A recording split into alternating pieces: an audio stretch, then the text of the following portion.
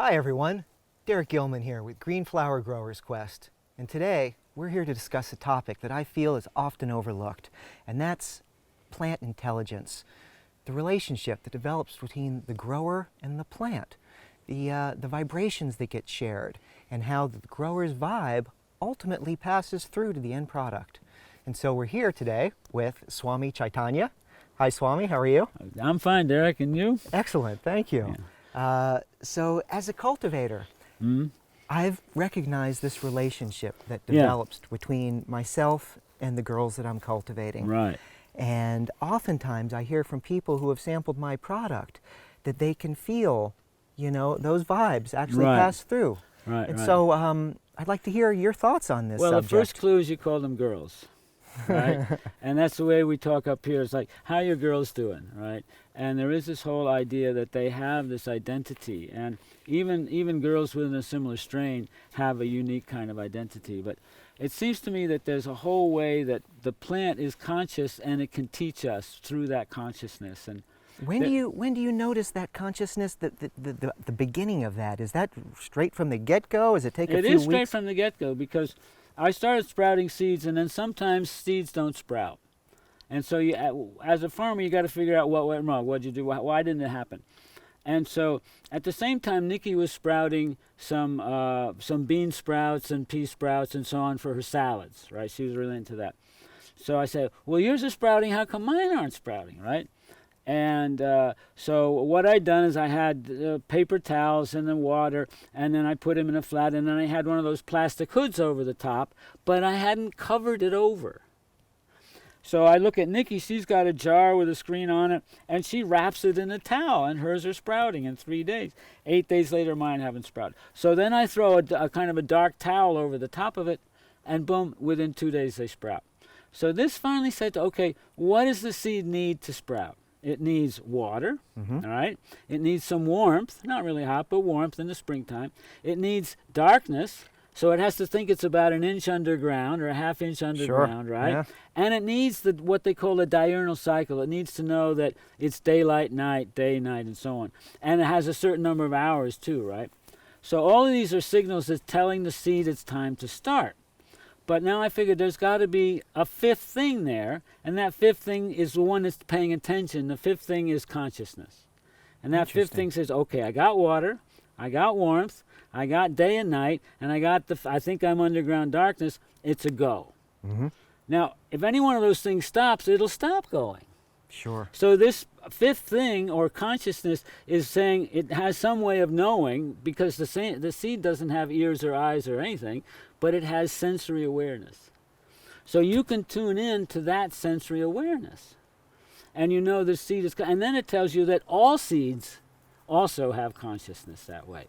So now at the end of the cycle, right, there's another way that the plant tells me it's conscious, right? Okay. And so, but now in the beginning I have the seeds and they sprout.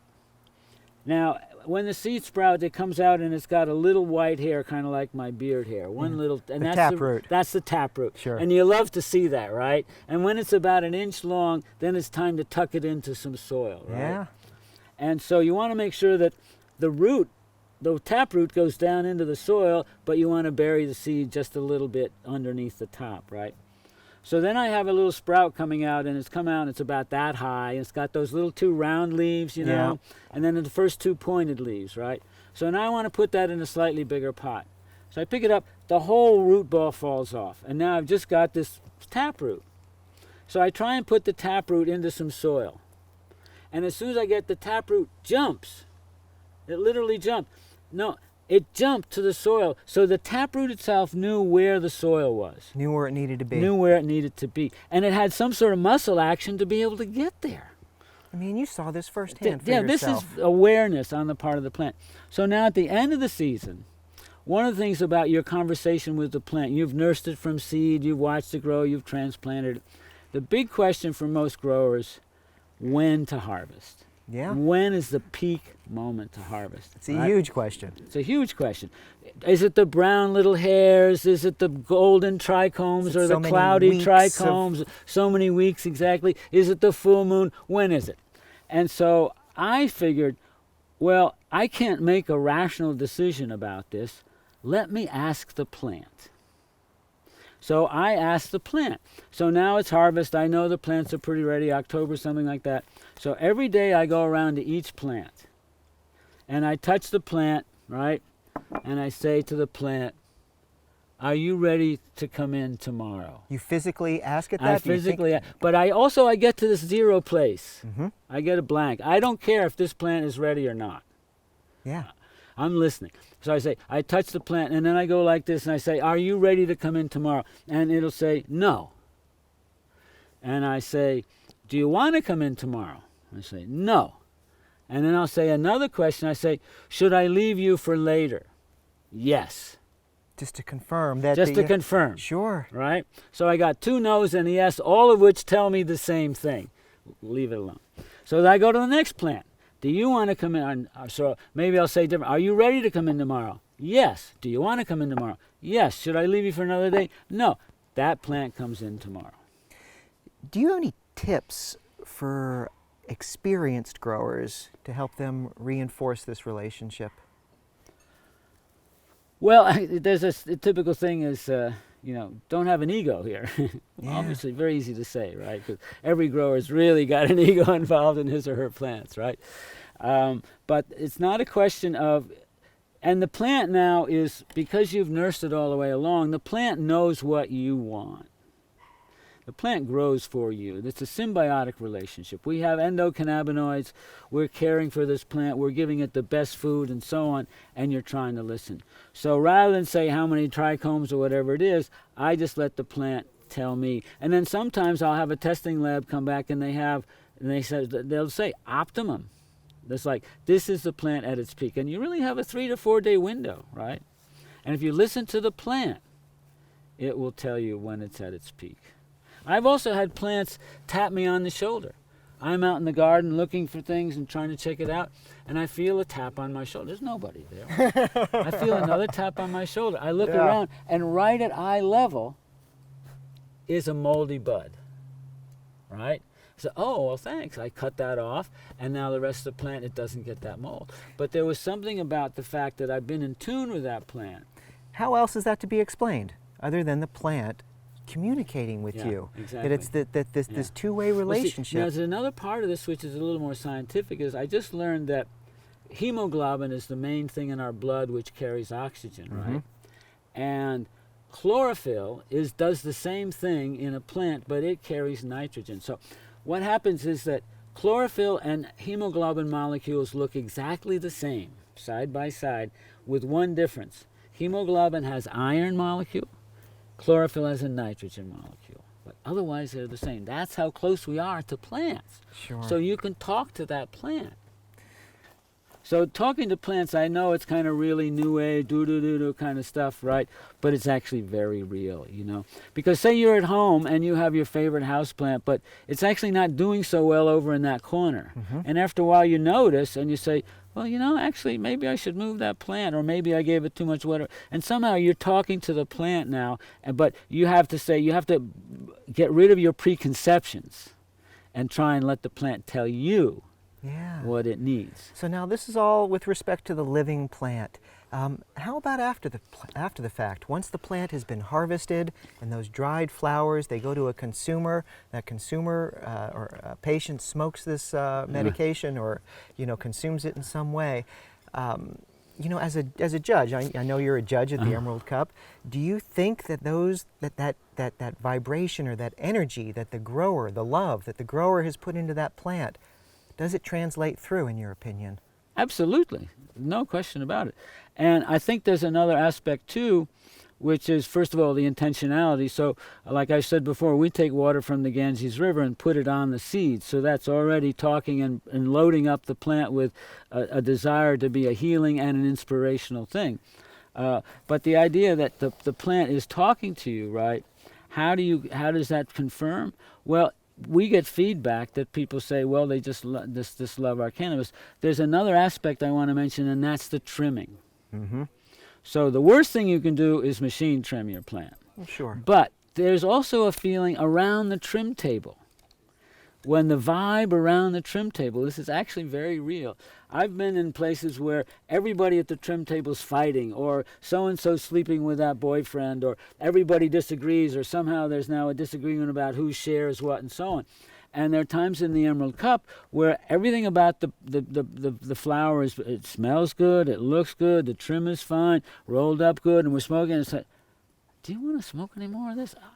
No. It's otherwise seems like it should be right. Everything looks right, but there's something about the not feel right. of it that was laid on it by the intention of the people, or the non-intention, or the greed, or whatever it happens to be, that now is kind of got, because you're putting that through your fingers onto the plant as you trim it at its most delicate stage, you see. So that's definitely a factor. So that's before. Now the next thing is that when we put it in our jar, you know that it was put in at our estate in this jar. Mm-hmm. So no one else has really handled it to put their vibe on it from the time it leaves our ranch, our estate, to your consuming of it, right? And when you open it up, there's the seal on it, and that's the smell, that's the freshest it's going to be. And so the feedback we get is, yes, people definitely feel that there's something different about our cannabis. I understand you have a unique layout, a unique Sri Yantra layout Oh, for now your we're garden. getting really into the esoteric stuff here, man. Yeah, so you've laid out your plants in a certain geometric Well, pattern. let's start back with this thing. This Japanese grower was telling me and a friend that whenever he put his plants, now he started the seeds and he put the seeds into their first little, maybe 4-ounce little soil. He would always mark the north side. And then from then on, every time he transplanted, and we do the same thing. When you transplant it, you make sure the north is still conceived so the plant keeps its oriented. Mm-hmm. We also start our seeds on certain phases of the moon in order to encourage that sort of phase of the moon where it's a water sign or it's an earth sign. And so that's when we start the seeds, that's when we transplant. We work with the psychological and geophysical aspects of the moon. And so when the plant is oriented north-south, then it's aware of its space in terms of the Earth rotation and the solar-lunar rotations and so on. And so that's making the plant dial in to the Earth, right? Yeah. That geomagnetic force of the Earth. So now our garden this year, last year we for the first time. See, every year I grow different. So last year I put it into the ground for the first time and got rid of the smart pots.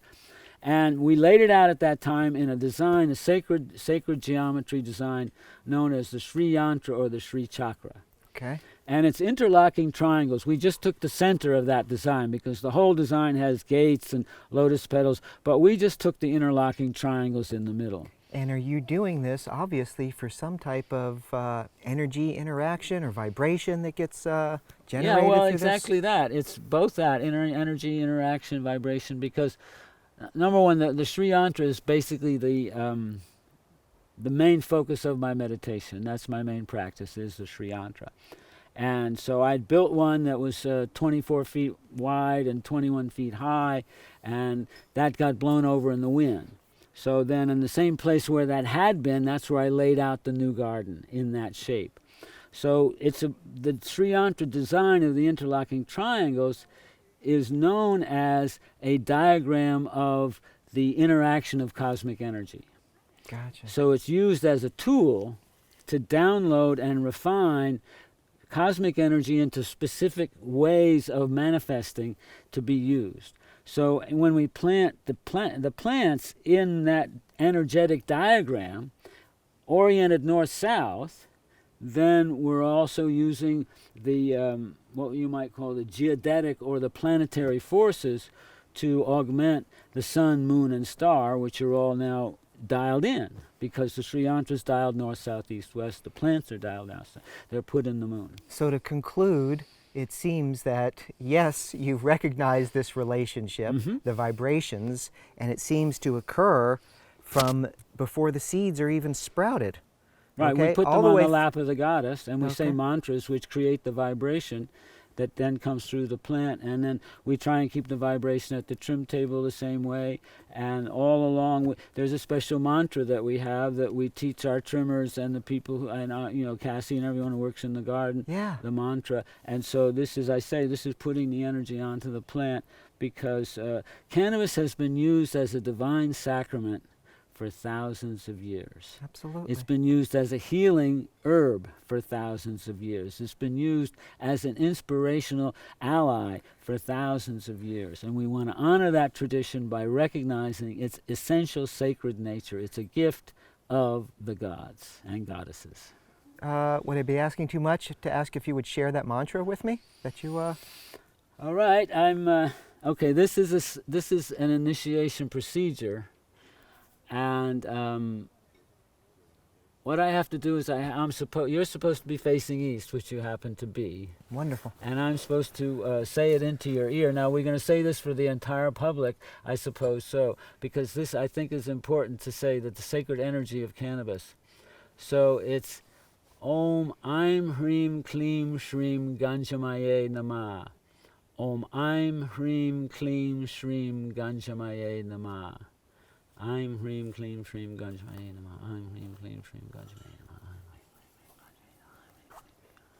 And you can say it whisper, you can say it silent, and you can keep it running. So Om obviously is Om. Aim. Aim is the bija mantra for Saraswati. Okay. Right? Hreem, roll your R like Spanish, Hreem, that is the essential bija mantra for all the goddesses, but in particular for Bhubaneswari and in special for Tripura Sundari, goddesses of the Hindu pantheon. Om Aim Hreem Kleem. Kleem is the goddess of god of love, Kama, right? Om Aim Hreem Kleem. Shreem is for Lakshmi, the goddess of beauty, wealth, and overall abundance. Om Aim Hreem Kleem Shreem. Ganjamaye Nama. Ganjama, Ganja is cannabis, and Ma is the goddess, and the Aye says all this blessing goes upon the goddess. And so the goddess Ganjama protects her devotees by healing them when they have sickness, and by protecting them from outside dangers, and by inspiring creativity and focus. And she protects our devotees by causing confusion in those who would do her harm. Wow, that's just beautiful and amazing, and it's just such positive energy that just... So to conclude, it would seem that you not only agree that a relationship develops between the grower and the plant, that the vibrations are not only shared and passed through to the end product and ultimate consumer, Right. but you've made very serious efforts and a concerted effort to maximize these positive energy that gets put into the plant, both through you and all the way through the entire process. It's amazing. Thank you so much for You're sharing very that with welcome. us today, Yeah, Swami. yeah. All right. Celebrate the joy. Until next time.